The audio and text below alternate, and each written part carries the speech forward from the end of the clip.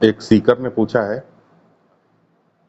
मेरा मन संबंध में मेरे विरुद्ध होने वाले द्वेष के कारण हमेशा सक्रिय रहता है, हमेशा सोचता रहता है। इससे मेरा जीवन अस्त व्यस्त हो गया है। हर क्षण चलने वाली इस ओवर थिंकिंग को कैसे रोकें? देखिए, जहां तक हर क्षण सोचने का सवाल है, तो उस पे मैं आपको ये कहना चाहूंगा कि ये भी एक भ्रम है, ऐसा सोचना कि आप हर क्षण सोचते हैं। आप हर क्षण सोचते नहीं हैं, आपको सिर्फ ऐसा लगता है कि आप हर क्षण सोच रहे हैं। जैसे ही आपके मन के अंदर कोई दुख भरी फीलिंग आती है, तो आप जब तक आपका मैं उस दुख भरी फीलिंग से अपने आप को जोड़ता नहीं है, उसके अंदर प्रवेश नहीं करता है, तब तक आप कहते हैं ये दुख भरी फीलिंग है, ये दुख भरी फीलिंग आ गई, देखो ये दुख भरी फीलिंग ऐसा महसूस कराती है, देखो ये दुख भरी फीलिंग ऐसी है। लेकिन जैसे ही आपका मैं उस दुख भरी फीलिंग से अपने आप को जोड़ता है और उसके अंदर प्रवेश कर जाता है, तब आप ये नहीं कहते हैं कि ये दुख भरी फीलिंग है, आप कहते हैं मैं दुखी हूं। क्योंकि अब मैं उसके अंदर प्रवेश कर गया ना, तो आप ये नहीं कहते हैं ये दुख भरी फीलिंग है, आप कहते हैं मैं दुखी हूं। और जब आपका मैं दुख भरी फीलिंग के अंदर प्रवेश कर जाता है, तो इसके बहुत सारी चीजें फिर बदलती हैं। पहली बात जो चीज बदलती है वो है समय। जब तक आपका मैं दुख भरी फीलिंग के अंदर प्रवेश नहीं किया था, तब तक आप जिस समय को महसूस करते थे वो समय कहलाता है घड़ी वाला समय। लेकिन जब आपका मैं दुख भरी फीलिंग के अंदर प्रवेश कर जाता है, तो आपके लिए फिर घड़ी वाला जो समय है वो कुछ मायने नहीं रखता, वो आपको दिखाई नहीं देता, समझ में नहीं आता। आपको एक दूसरा ही समय समझ में आता है, और वो समय कहलाता है मानसिक समय, फीलिंग वाला समय। और ये मानसिक समय और फीलिंग वाला समय जो होता है, ये बहुत ही भ्रामक और खतरनाक होता है। ये आपको ये एहसास कराता है कि आप चौबीसों घंटे उस फीलिंग के बारे में सोच रहे हो, आप हर क्षण उस फीलिंग के बारे में सोचते रहते हो जिसमें कि आपका मैं प्रवेश कर गया है अभी। तो जैसे ही कोई दुख भरी फीलिंग आपके मन में आई और मैं उसके अंदर प्रवेश किया, तो तुरंत आपको ये लगेगा कि आप चौबीसों घंटे उस फीलिंग के बारे में सोच रहे हो, या चौबीसों घंटे आप दुखी हो। और तब तुरंत आपका मन एक दुख भरी मेमोरी बना लेगा और उसको अपने अंदर स्टोर कर लेगा। इस प्रकार दिन में जितनी बार भी वो फीलिंग आएगी, मैं आपका उस फीलिंग के अंदर प्रवेश करेगा, उतनी बार मैं को लगेगा कि चौबीसों घंटे सोच रहे हैं, और फिर वो मेमोरी बना लेगा। और बाद में वो मेमोरी आपको ये याद दिलाएगी, ये भ्रम आपके अंदर फैलाएगी कि आप चौबीसों घंटे सोचते रहते हैं। जबकि वास्तव में अगर आप देखें, तो एक फीलिंग या दुख के भाव का, चाहे दुख कितना ही गहरा क्यों ना हो, एक दुख के भाव का रुकने का जो समय है वो बहुत ज्यादा नहीं है। 5 सेकंड से लेके 5, 7, 10 मिनट तक ही रुकता है वो। तो वो 5 से 10 सेकंड, 5 से 10 सेकंड से लेके 5 से 10 मिनट तक अगर वो सिर्फ रुक रहा है, तो आप 10 ही मिनट तो सोच रहे हैं, या 5 ही 10 सेकंड से लेके 10 मिनट तक ही तो सिर्फ सोच रहे हैं, तो चौबीसों घंटे कहां सोच रहे हैं? तो आप घड़ी के टाइम के अनुसार अगर देखें, तो सिर्फ 5 से 10 सेकंड से लेके 5 से 10 मिनट तक ही सिर्फ सोचते हैं। लेकिन अगर फीलिंग के अंदर प्रवेश कर गए, तो मानसिक समय आपको ये बताता है जैसे कि आप चौबीसों घंटे सोच रहे हैं। तो इसलिए आपके लिए बहुत महत्वपूर्ण ये है कि ओवर थिंकिंग के ऊपर विचार करने की बजाय और उसको लेके दुखी होने की बजाय, सबसे पहले आप इस चीज को करेक्ट कीजिए कि फीलिंग के अंदर प्रवेश करने से अपने आप को रोकिए। जैसे आइंस्टाइन ने थियरी ऑफ रिलेटिविटी दी थी, वैसे ही मैं आपको ये समय की रिलेटिविटी की थियरी दे रहा हूं। देखिए, समय बदल जाता है जब आप फीलिंग के अंदर प्रवेश कर जाते हैं। जब आप फीलिंग के अंदर प्रवेश नहीं करते हैं तो समय दूसरा रहता है, भौतिक समय रहता है। जब फीलिंग के अंदर प्रवेश कर जाते हैं तो मानसिक समय हो जाता है, फीलिंग का समय हो जाता है। वो आपको एहसास कराता है जैसे कि आप चौबीसों घंटे सोच रहे हैं। इसलिए अगर आप ये चौबीसों घंटे सोचने की चीज से बचना चाहते हैं, तो फीलिंग के अंदर प्रवेश करने से रोकिए। परसेप्शन को कभी ये मत होने दीजिए कि मैं दुखी हूं। परसेप्शन को हमेशा ऐसा रखिए कि ये दुख भरी फीलिंग है। जैसे ही दुख भरी फीलिंग से अपने आप को जोड़ेंगे, तुरंत आप कहेंगे मैं दुखी हूं, ये नहीं कहेंगे कि ये फीलिंग दुख भरी है। देखिए, एक फीलिंग 5 से 10 सेकंड से लेकर के 5 से 10 मिनट तक ही रहती है। एक ड्रीम भी जो है, जो आप रात में सपना देखते हैं, वो भी लगभग इतनी ही ड्यूरेशन में रहता है, 5 से 10 सेकंड से लेकर के 5 से 10 मिनट तक ज्यादा से ज्यादा रहता है। लेकिन एक बार जब आप सपने में प्रवेश कर जाते हैं तो आप ये थोड़ी सोचते हैं कि ये सपना 5 मिनट का है। आपको ये लगता है कि आप सपने में पिछले 50 सालों से रह रहे हैं, क्योंकि सपने के अंदर घड़ी वाला समय काम नहीं करता। सपने के अंदर तो मानसिक समय काम करता है। तो आप मानसिक समय के अंदर के हिसाब से आप सपने की लंबाई का आंकलन करते हैं एक बार सपने के अंदर प्रवेश कर जाने के बाद। तो आपको लगता है कि सपना तो 50 सालों से चल रहा है, आप सपने के अंदर ही रहते हैं, सपने के अंदर मकान बनवाते हैं। ठीक वैसा ही फीलिंग के साथ भी होता है। ये फीलिंग्स भी एक छोटा सपना है, मिनी सपना। इस सपने के अंदर प्रवेश कर गए अगर, तो आपको लगेगा कि आप तो 24 घंटे सोचते हैं, और इसके अंदर अगर प्रवेश नहीं किया और फीलिंग को ऑब्जर्व करते रहे तो आप कहेंगे कि अरे ये तो सिर्फ अभी आया 5-10 सेकंड के लिए और उसके बाद चला गया। तो सिर्फ 5 या 10 सेकंड के लिए ही फीलिंग का असर रहता है, उसके बाद फीलिंग चली जाती है। तो फीलिंग से अपने आप को जोड़ करके देखना बंद करें, फीलिंग के अंदर प्रवेश करना बंद करें, तो आपका ये जो भ्रम है ये तुरंत टूटना शुरू हो जाएगा कि आप 24 घंटे सोचते हैं, क्योंकि 24 घंटे कोई सोच ही नहीं सकता। तो आपके दिमाग से ये भ्रम टूटना शुरू हो जाएगा। ये तो पहली बात है जिसे आपको ध्यान में रखना है।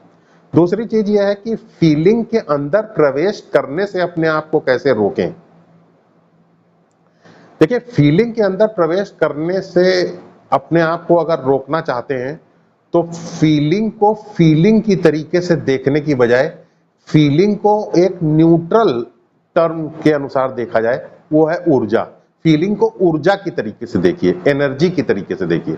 तो जैसे ही कोई फीलिंग आए आप कहिए कि ये एक एनर्जी आ गई। अगर फीलिंग नेगेटिव है तो कहिए डार्क एनर्जी है, एक शाह ऊर्जा क्षेत्र है।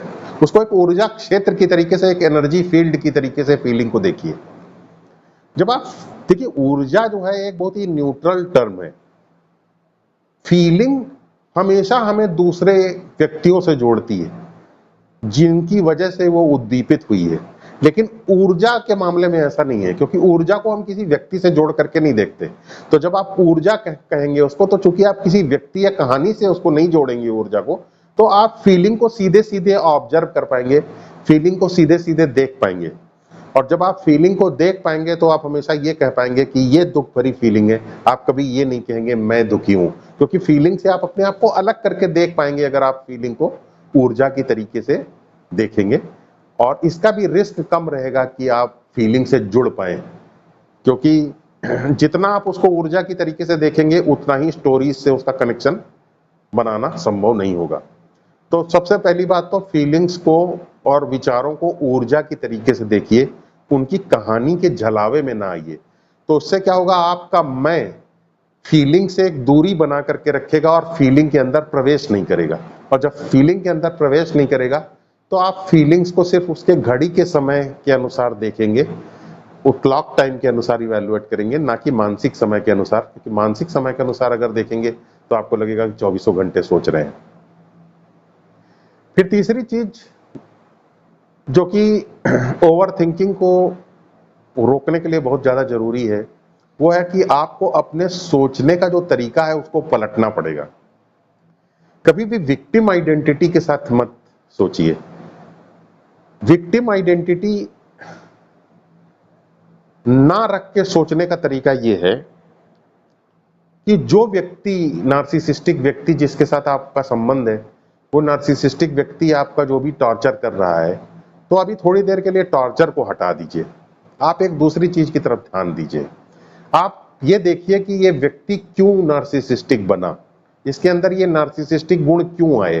तो आपको पता चलेगा कि इस व्यक्ति के अंदर नार्सिसिस्टिक गुण इसलिए आए क्योंकि ये अपने अंदर की हीन भावना, अपने अंदर की असुरक्षा की भावना जो इसने पहले अपने अंदर इकट्ठी की हुई है, उस असुरक्षा की भावना को अपने ईगो के एक कवर से छुपाने की कोशिश कर रहा है और अपने आप को बड़ा बता रहा है ताकि अपनी हीन भावना को छुपा सके। अपने अंदर की असुरक्षा की भावना को छुपा सके, अपने अंदर की मानसिक जो रुग्णता है, वो जो उसको दबाए हुए है नीचे, उसको छुपा सके। इसलिए इसने एक ऊपर एक कंबल ओढ़ लिया है ईगो का, और उसी ईगो के कंबल के नीचे से नीचे इन सब चीजों को छुपा करके ये अपनी नार्सिसिस्टिक क्वालिटीज को दूसरे के सामने प्रस्तुत करता है। उसका कारण यही है कि ये छुपाने के लिए प्रयोग करता है इसका।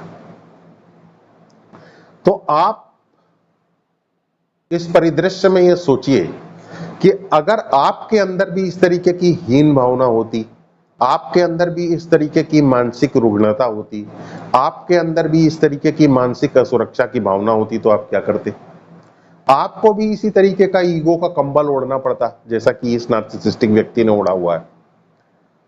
तो आप पाएंगे कि इस व्यक्ति का जो नार्सिसिस्टिक गुण है, नार्सिसिस्टिक क्वालिटीज हैं जो इस व्यक्ति के अंदर, ये आपके कारण नहीं है, बल्कि एक प्रक्रिया के कारण है, एक प्रोसेस के कारण है।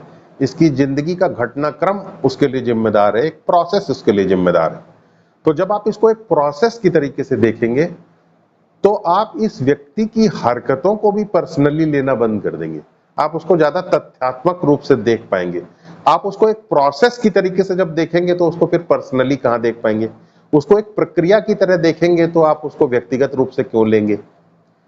तो ऐसा करके जब आप उसके परिप्रेक्ष्य से सोचते हैं, अपने परिप्रेक्ष्य से मत सोचिए, उसके परिप्रेक्ष्य में जब आप सोचते हैं, तो आप पाते हैं कि अगर जैसी परेशानियों से वो गुजरा है, जैसे हीन भावना उसके अंदर है, जैसे असुरक्षा की भावना उसके अंदर है, जैसी मानसिक रुग्णता उसके अंदर है, उसके अनुसार इसने ईगो से अपने आप को प्रोटेक्ट करके इस तरीके से अगर बिहेव कर रहा है, तो ये नेचुरल है, एक प्रोसेस के तहत है। ठीक वैसा ही मैं भी करता अगर मेरी ऐसी परिस्थिति होती।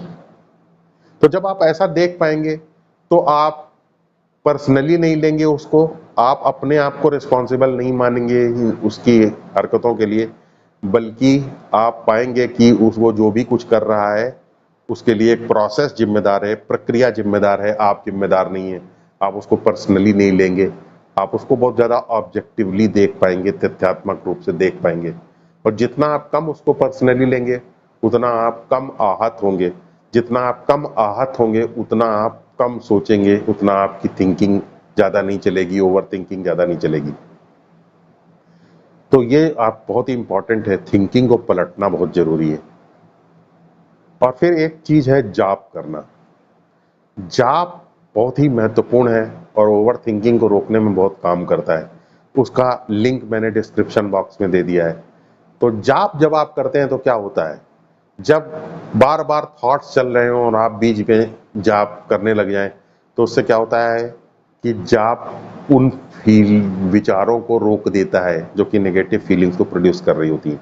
और जब उनको रोक देता है, तो ओवर थिंकिंग में आपको आसानी मिलती है। तो ये तो जाप का सतही तौर पर काम है। जाप का डीपर लेवल पर काम ये है कि वो आपके सबकॉन्शियस माइंड को धीरे धीरे फिल्टर आउट करता जाता है, उसके अंदर की जो गंदगी है उसको साफ करता जाता है। जो आपके अंदर सेल्फ इमेजेस हैं जिसकी वजह से आप चोट महसूस करते हैं, दुनिया को स्वीकार नहीं कर पाते हैं, उन सबको धीरे धीरे फिल्टर आउट कर देता है, चित्त को आपको निर्मल कर देता है। तो आप ज्यादा तथ्यात्मक रूप से चीजों को देख पाते हैं, पर्सनली नहीं ले पाते हैं। भगवान के ऊपर भरोसा आपका रहता है, चित्त निर्मल होने पर भगवान के ऊपर भरोसा आसान होता है। तो आप ज्यादा अच्छे तरीके से जी पाते हैं और आपका मन जो है वो स्टेबल रहता है, ज्यादा गति नहीं होती उसमें, ओवर थिंकिंग नहीं होती, और धीरे धीरे मन स्वस्थ होता जाता है, क्योंकि वो इन सब कचरे के ऊपर से चलने की उसकी अंदर आदत पड़ जाती है।